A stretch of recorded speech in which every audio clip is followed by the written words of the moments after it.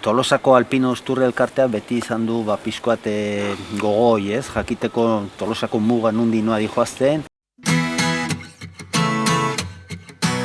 Eta nola moldatu ibilbide batzu pixkoana ikusten juteko, ez?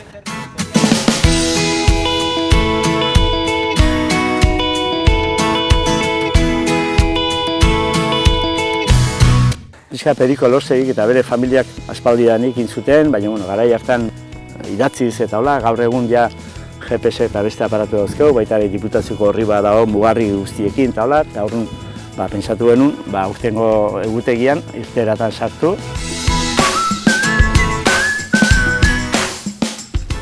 Bost irtera goizekoak Tolosari buelta emanez, bost etapatan, eta beraiok, pixeta aparte nolatzen, beste bi egunetan.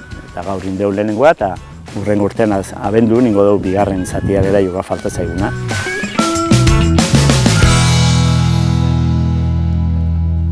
Eta mobilan bidez, aiga behitatzen, mugarriek oinokan dauden, o ez dauden, batzuk desagertuta daude, eta beste batzuk leku nahiko zailetan, eta hor gabiltza mugarrik identifikatzen eta lokalizatzen.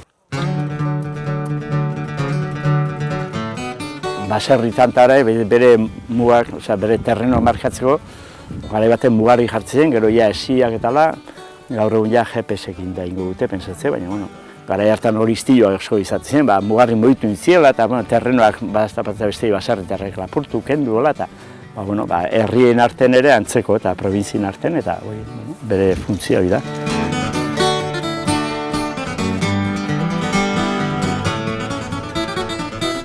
Orduan, pixkoat hori ez galtzeko, ibili geha hor gabiltza hori diken. Gabiltza, esaten du batzuk, ez dakit, burut izan gauden, baina askotan hori biltzea zulotan sartuta, eta esan ez hemen egon berdu mugarri bat, eta aurkitzen dugunean, post pixkoat emateu. Esan ez, beida, esaten genduen hemen egon berzula, eta azaltzen da.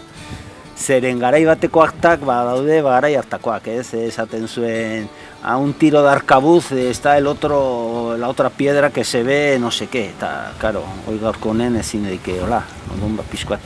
Bai eskatzen deula, ez dakit udaletxe o zeinei, baina pixkoat hori perkupatzeko hortiken ere, gauz horiek ez dela galdu behar.